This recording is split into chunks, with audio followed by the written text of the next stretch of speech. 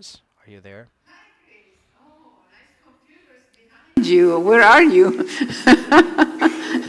It's a fake background, but it's the. I know, but it looks like you're there. I know.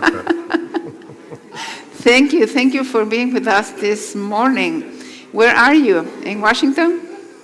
I'm in Washington. Okay, so it's not that bad time for you. It's like 9 almost 30. Yeah, it's great. Thank you for being with us. We were just talking about the presentation made by Patrick Penick about the new developments in the Council of Europe about artificial intelligence, and we were just thinking about the impact that those regulations will have in different countries. Here, all the fellows send regards, and Adrian and Oscar are sending your regards to you. You look very elegant, by the way. You look very good. So I was explaining the fellows that your role as the first cyber diplomat, el primer ciberdiplomático del mundo. Chris was advisor of the President Obama at the time, and now he's the head of the Global Forum on Cyber Expertise, that he will explain to us what is it about. And Chris goes all over the world teaching about cybersecurity and also involved in many activities and follows all the meetings related with cybersecurity and cybercrime. So he's the one who will let us know which are the new developments in those meetings, and explain to us, please, what is the Global Forum on Cyber Expertise, what you do there, and always very generous with his time and a friend of the schools. Chris has been present with us in some of our meetings, but he's always willing to be present or online. So welcome, and the floor is yours. Well, thank you, Olga. And similarly, Olga, close friend. I think we've been collaborating for, I don't know, like over 10 years, maybe 15 years, maybe more than that, on this, and happy to always speak at the South School. Sad that I'm not there in person because I love Argentina. Oh, Chris, one comment. We got a WSIS prize yesterday. We were awarded with the WSIS prize in Geneva. So we follow all the presentation and all the ceremony here with the fellows. It was very nice. So part of the success is also from all the experts that participate in the school, and you are one of them, one of the most important ones. Well, that's great. I mean, congratulations on the award. Well deserved. And so Thank you so much. I have several folks from the GFC who are there in Geneva at the WSIS Plus 20 now. It's hard to believe it's been almost 20 years since the original WSIS and 10 years since the last one, which I was still in government for.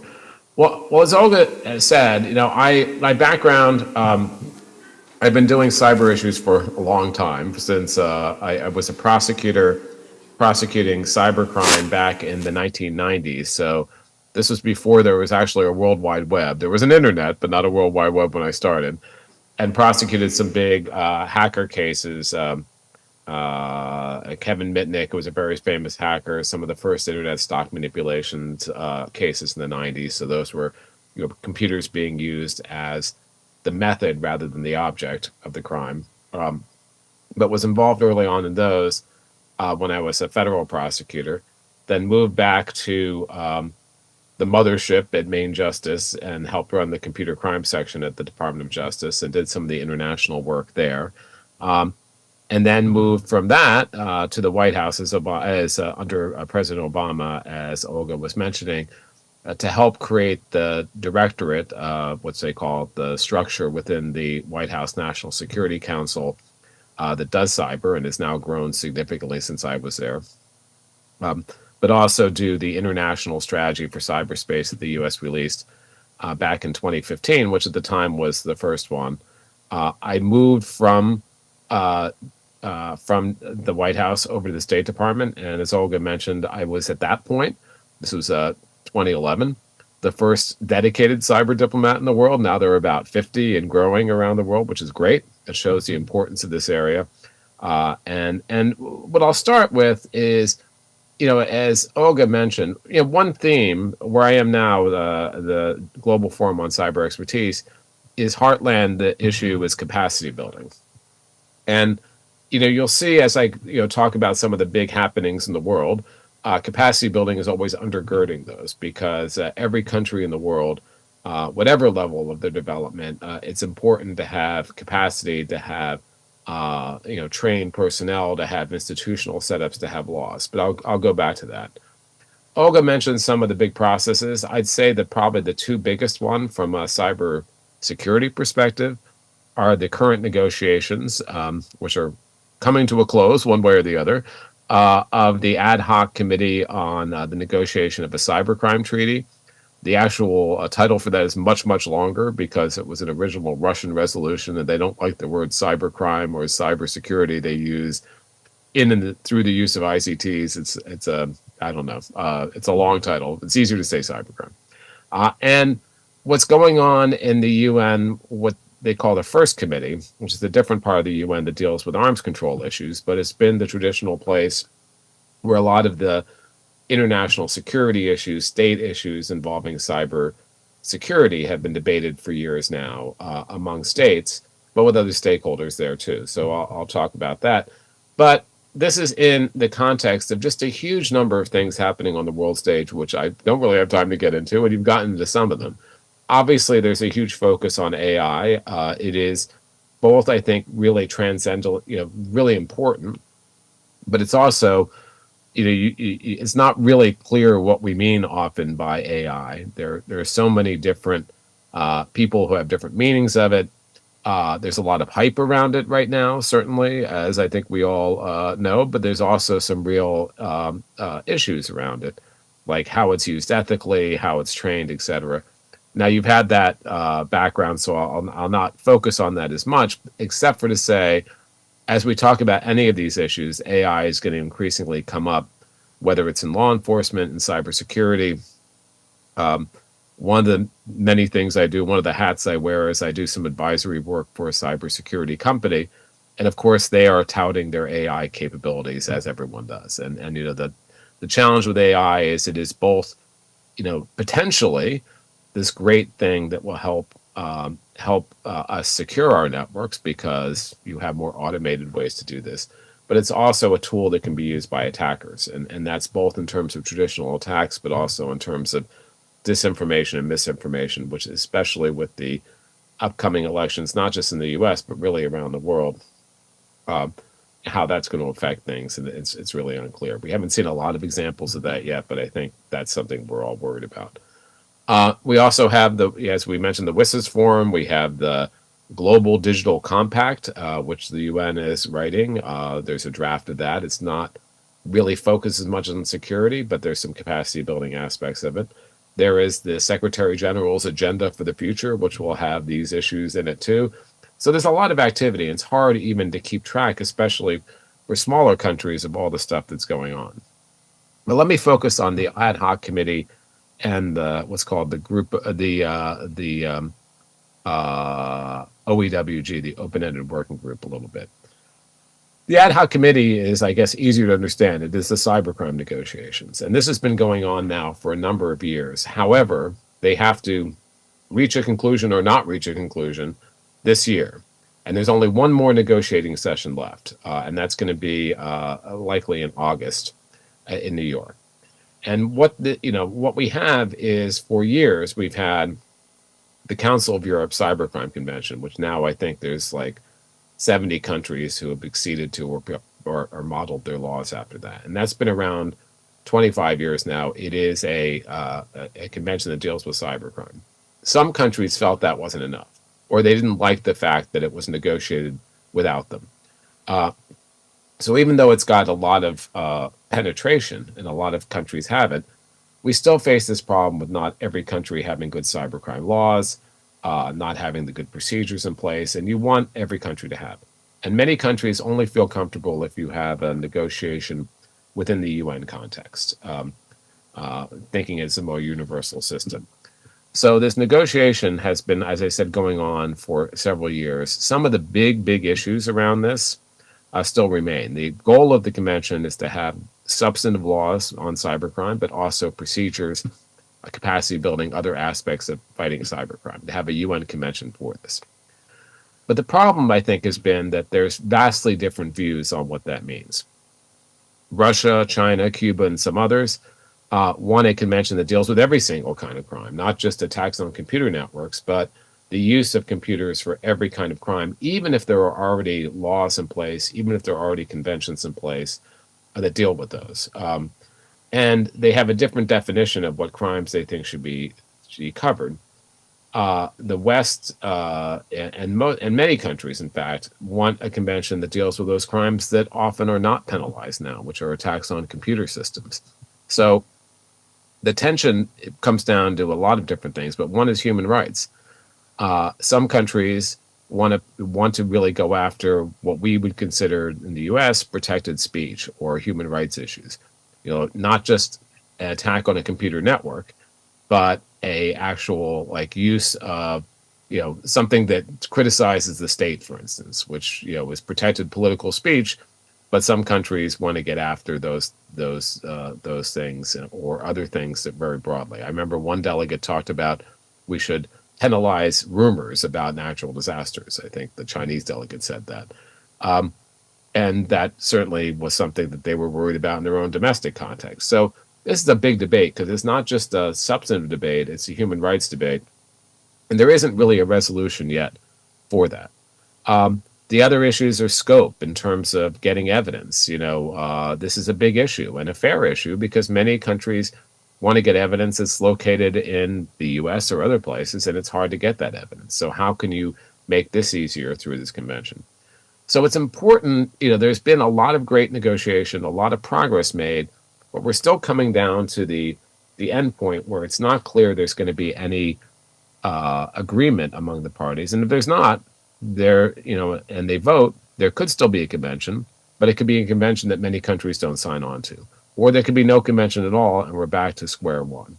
So I'd say watch this space. It's the very big space, especially with things like ransomware that's causing a lot of issues where people understand the importance of cybercrime. So that's one process.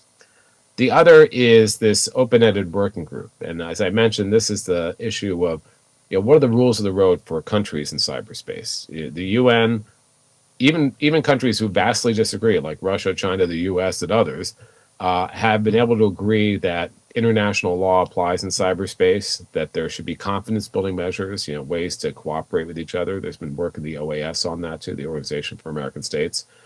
But also there are certain norms of behavior that states should voluntarily comply with.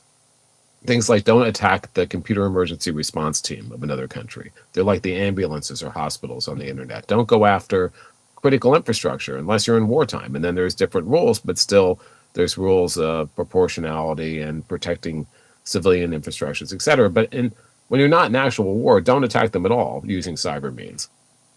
So it's great. We've had a lot of agreement there.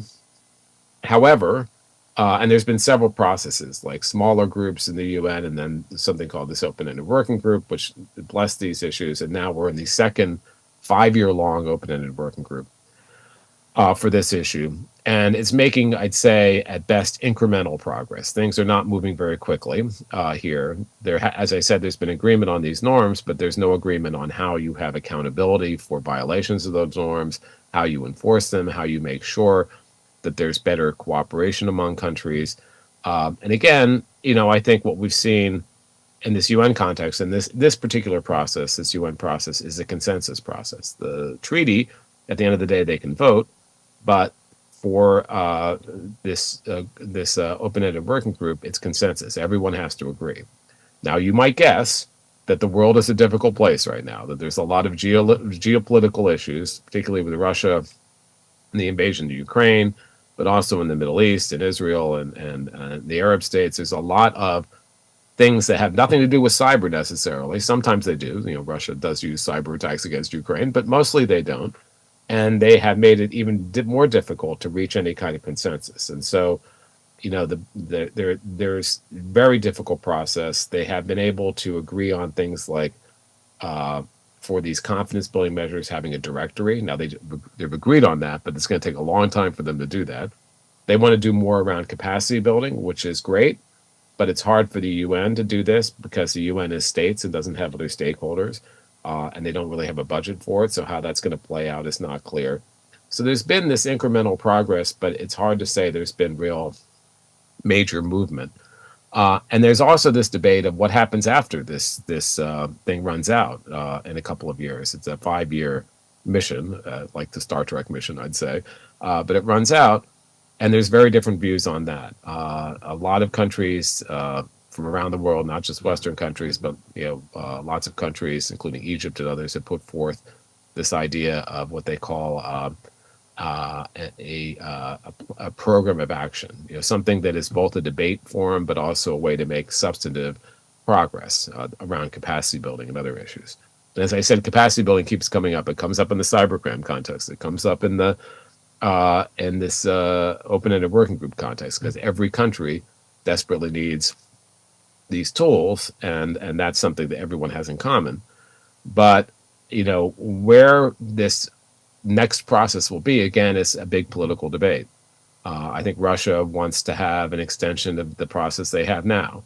Others say we need something more action-oriented. And so this is not clear either where this is going. So both with respect to the ad hoc committee in cybercrime and the cybersecurity debates in the UN, who knows? There's lots of interesting things happening. There's lots of debate, which is good. Debate is good, but progress, I think, is going to be difficult, and we'll see where that ends up and where that goes. All this then, and then just to hit some other major things happening in the world. Obviously, not in the UN context. There's a lot of work being done on the regional level. The OAS has been leading a lot of work on capacity building, on norms. What they mean in the context of Latin America and the Caribbean. Of confidence building measures. There's been a lot of really good work done within that context. But another issue that has been, I think, almost equally as important as AI in terms of the profile it's gotten is the issue of ransomware. And I think you're all familiar with some of the big ransomware attacks. The good things about ransomware, to the extent there's any good thing, is that for us who've been involved in the cybersecurity or cyber policy space for many years, and we're trying to get the attention of the senior leadership of the ministers or the cabinet secretaries in my system, or the CEOs of companies, they often were like, oh yeah, that's a technical issue, it's important, but we don't, it's not really our thing, you guys go deal with that.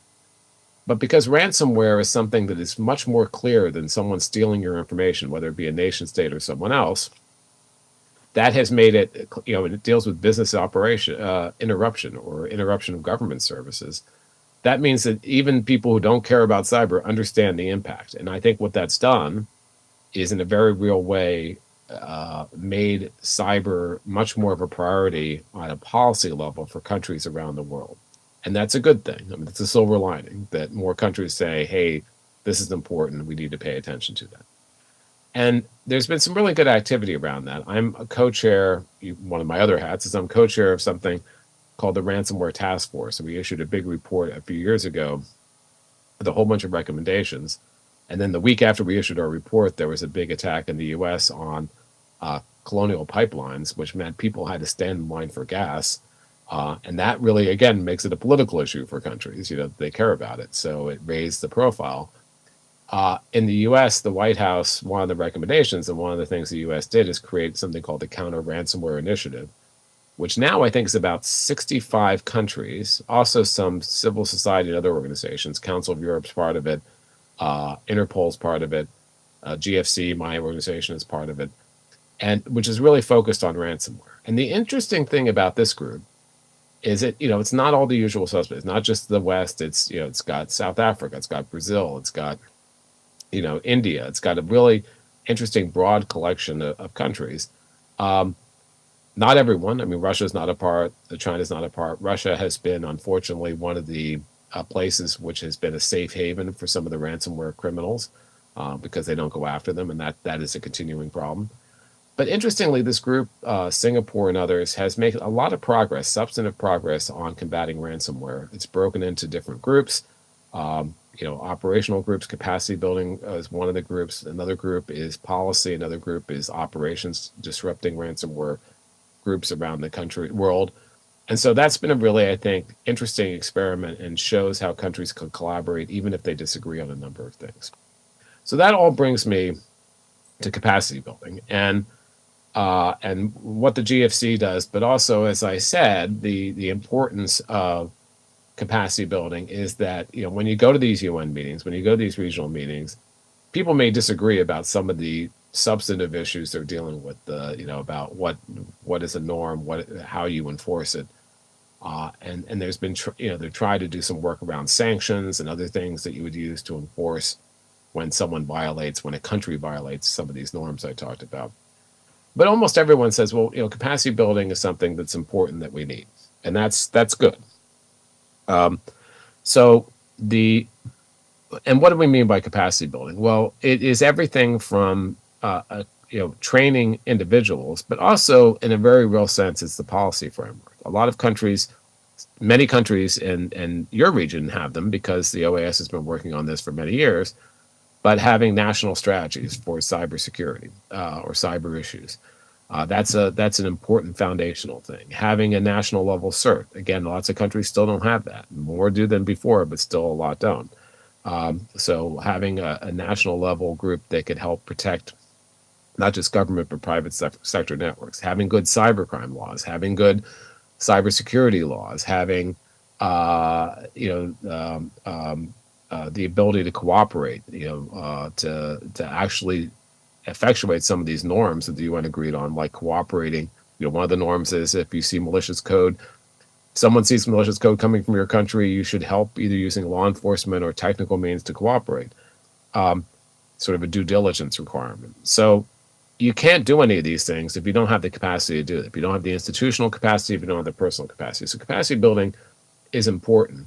Unfortunately, the resources devoted to capacity building pale in comparison to the great need that many countries have. And there's not always the best coordination among different donors and others. So you may have like 5 countries going to one country training the same 5 people, and that's not efficient, especially when the resources aren't that great. So the GFC was set up, the Global Forum on Cyber Expertise, in 2015, initially by the Dutch. It is an independent organization now. It has about 220 members and partners, including 60 countries, a number of private sector companies, a lot of civil society and academia from all over the world. We have regional offices. We have one in the Pacific Islands. We have our hubs, one in Singapore for the ASEAN countries, one in Africa, and then we are partnering with the OAS to have one in the Latin American Caribbean region to help inform some of the capacity building efforts. There are 5 working groups. One is on national strategies and diplomacy. It's broken into 2. One is on incident response and building certs. One is on skills, training, and awareness. One is on cybercrime. And the new one is on AI, because as we said before, AI is not just a bright, shiny thing, but it is actually an important thing. So it's AI and emerging technologies, because it's not just AI we're focused on. And these working groups are places for the members and partners of the GFC to come together and work together and to create, products, but to do other things. So that's part of it. And then we have a number of tools. So one of the key tools is matchmaking. So if a country comes and says, I need help with X, let's say I need help with a national strategy, we try to match them with the donors and the implementers who are part of the community to help them achieve that. And that's an important thing, not easy to do, but an important thing. Another is a Sybil portal, which is a portal with now about 1,000 different products, best practices, links, calendars, etc., that is accessible to everyone. So the GFC's website is www.thegfc.org. The Sybil portal is www.cybil, C-Y-B-I-L, portal, portal.org. And the Sybil portal, you don't have to be a member or partner. You can go there and you can search by region, you can search by substantive area, and it's a good place where we have all this information together. We have recently linked our portal with the UNIDIR portal. That's a UN kind of research agency that deals with a lot of these issues. So that helps it be even stronger. And I think it's a really good product. And then we have some research that we sponsor that we do. Recently in the ransomware area, we sponsored something on public-private partnerships between countries and private sector to fight ransomware that was done for Spain and for a couple other countries within the counter ransomware initiative. The GFC, I think, is a vibrant community. It's a growing community.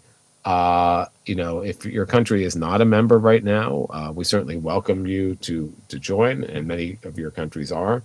But it underlines the importance of capacity building to achieve all the way I put it, is capacity building is critical not only in preventing and responding to the bad things we see online, and there's lots of those, both nation state actors and criminal actors and hybrid actors and others, but also to achieve all the positive things, all the things we want to achieve, all the good things, how AI can be transformative, how every country around the world, even if they don't think they care about cybersecurity, cares about digital transformation and economic growth. So cybersecurity is an underlying part of that. To get there, we need capacity building. So those are all tied together, I think, as part of this. As we go forward, that's going to be something that no matter what else we do, we're going to have to continue to focus on these capacity building issues, while at the same time dealing with all these substantive issues, all these geopolitical issues, all this potential dissent, the kind of attacks we continue to see. And look, you guys know this, but we've seen a lot of criminal attacks. Those are increasing. Ransomware is like the latest variety of those, or not even that. It's been a number of years now. We see increasing nation state attacks. We see this being used in warfare increasingly. We want to have a stable cyberspace. We want to have,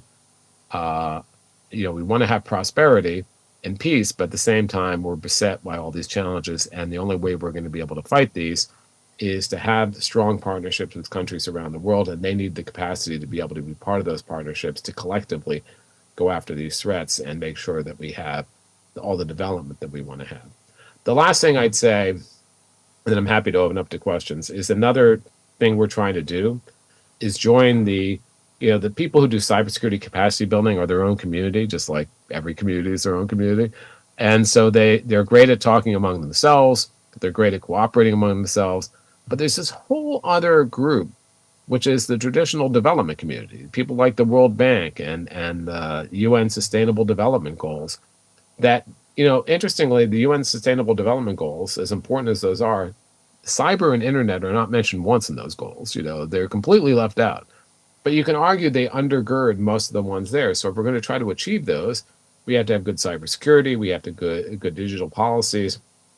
And unfortunately, the development community is their own group and the cyber community is their own group. So it's important to bring these groups together, just like it's important to bring the technical community, the policy community together, the economic community and the security community together. To bring the development community and the cyber community together is important. So last year in Ghana, in Accra, Ghana, we had a big meeting called the GC3B, Global Conference on Cyber Capacity Building, with a theme of resilience, because the development community don't like the term security, but resilience they understand. So it's a resilience. How do we achieve resilience in cyberspace? Every critical infrastructure is dependent on it.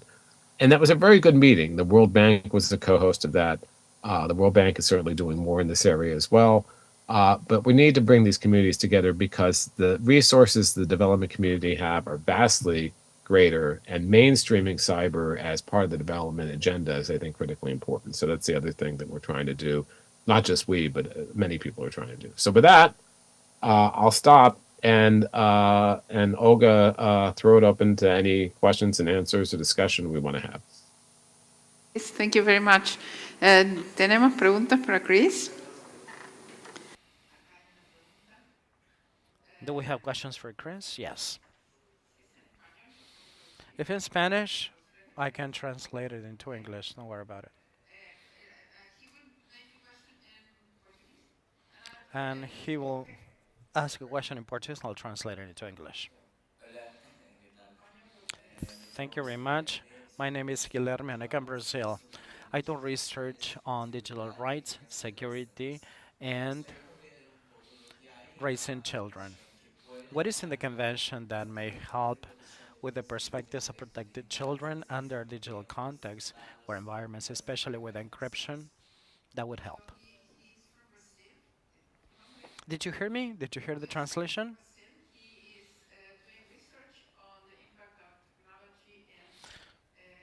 children and yeah. And he is interested in the how all these different meetings are focusing on this issue, the protection of children in the internet, and especially, dijiste algo de cifrado? Especially in relation with cryptography. So that's the question. So I'd say two things. First of all, I spent many times in Brazil, and I know they just had Net Mundial Part 2. I remember being at Net Mundial Part 1 10 years ago. Again, hard to believe that much time has gone by. So thanks for all the leadership in those areas. I think the idea of child protection is an important one. It's not as much front and center in the UN negotiations. It is in the cybercrime area, because those are one of the victim communities that are worried about. So I'd say the two areas that we've seen, I think, fair focus on are, protecting children, but also gender-related issues. That often women are targeted through cyber stalking and other attacks. So that's an issue. So I see this more in the cybercrime area, but certainly as we've looked at things like the UN Digital Compact or other issues, there's been a focus on children, in several different ways. Protecting children online is one. Another one is in terms of, children empowerment, education, et cetera, and making sure they're connected. So I think those are the two big themes. In terms of cryptography, there are two issues I mentioned on that. One is, cryptography often, it's a good thing in many ways. It protects privacy and other things. On the other hand, it allows predators to communicate and try to hide their identities and evade law enforcement when they're going after children. And we've seen that, I didn't do these cases when I was a prosecutor, but we had a whole group who was focused on child exploitation cases, and that certainly was something that unfortunately the criminals are very adept at using technology.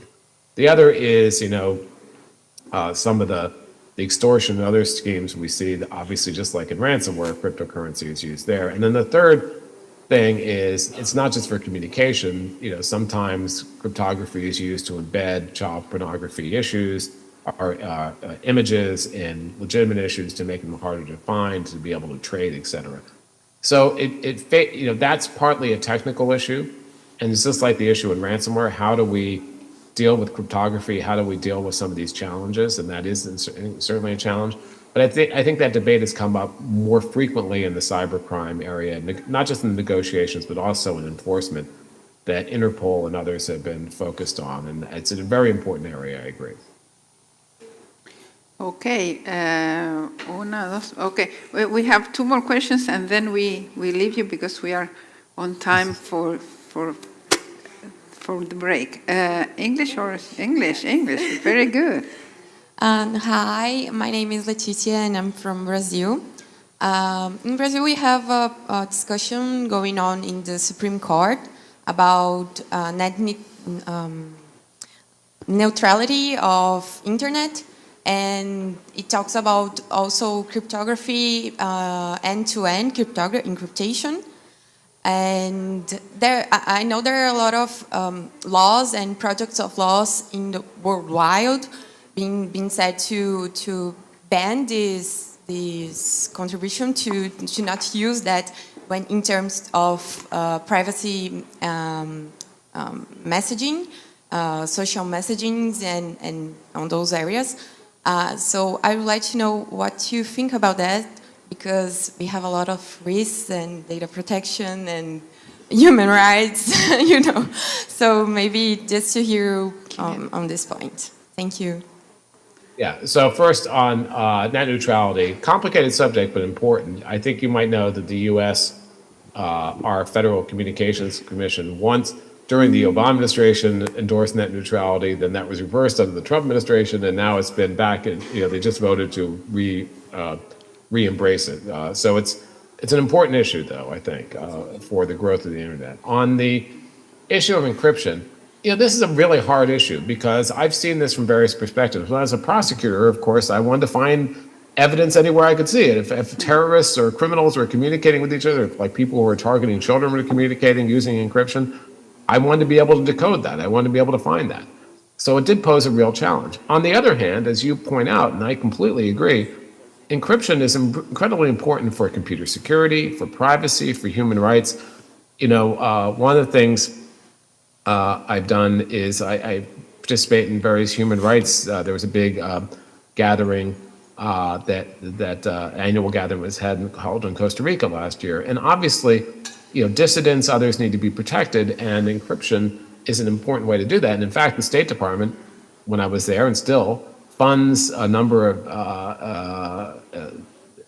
programs to help dissidents in countries be able to use encryption, et cetera, to try to protect themselves. So there's no easy answer. I will tell you that when I was at the White House, or even when I was in the State Department, there was a White House under Obama debate about this, where, of course, our Department of Justice was like, look, we can't allow terrorists to use this and not be able to find them.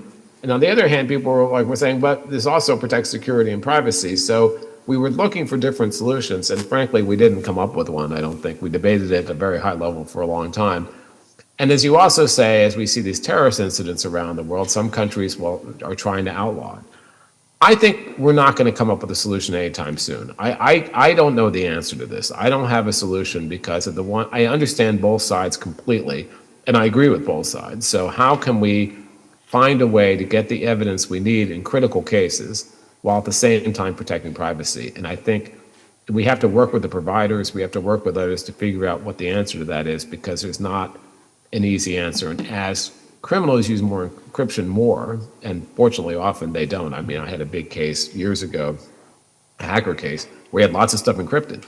But he also had lots of stuff that was not encrypted. So we were able to use that. We didn't need the encrypted stuff. So this is an important policy debate, and I would urge all of you to be involved in this debate, because I think they need to hear the different perspectives that are out there. And it's important for countries to understand this is not just an easy answer one way or the other. So the last question. Hello, good morning, and thank you for your speech. I'm Iago, also from Brazil, and consider your experience in USA. I would like to ask you about what do you consider the best practice for international cooperation in combating cybersecurity threats and cybercrimes?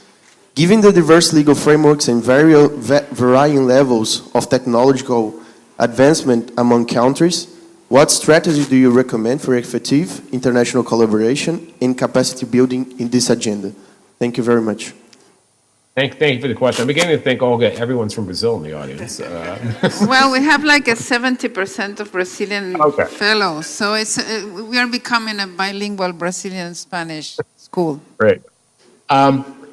So, I mean, that's an important question. That's something that from the very beginning, I and others have tried to build. And that, there's not just one level of cooperation. Law enforcement, even with different systems and different laws, law enforcement has been pretty good and is getting better at cooperating across borders on issues. And you need to have that. You need to have policy coordination to fight some of these threats.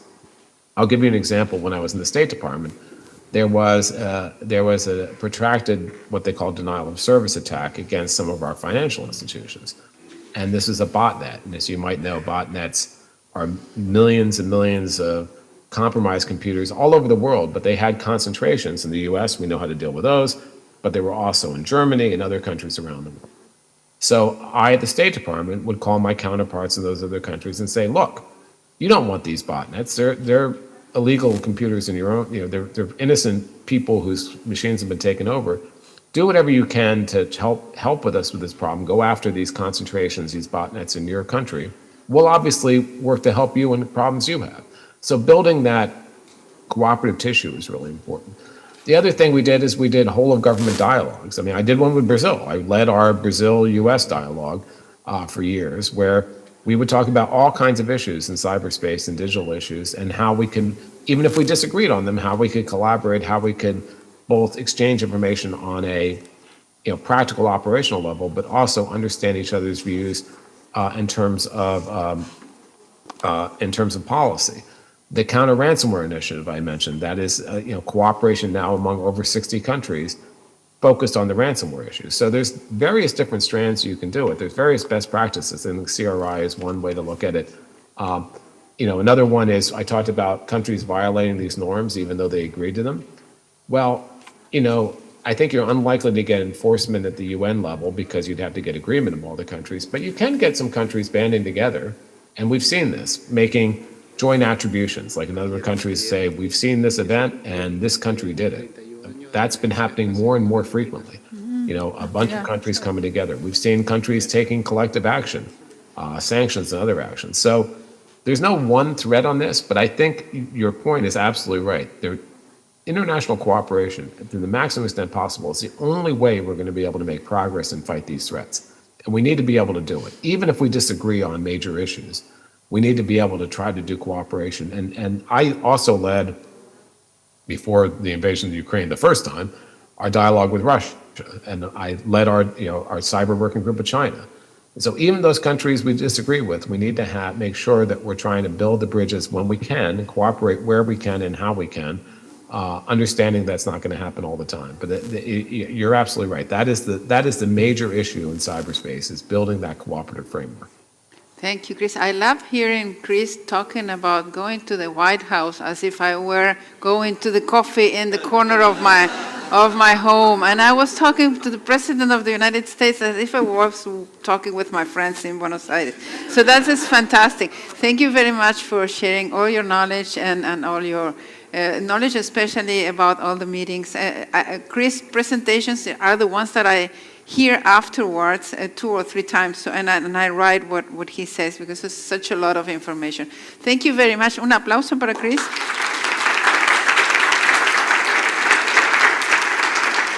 Thank you, Olga, and thank you all for being there. It's great. The school is great. I'm really happy you guys are all part of it. I suspect the wine is probably better in Buenos Aires than it was at the White House. You never know. Okay, anyway, hope to see you. Again. Hope to see you all. soon. Thank you. Thank you very much for being with us. Thank you. Bye. Bye. Me encanta. Sí.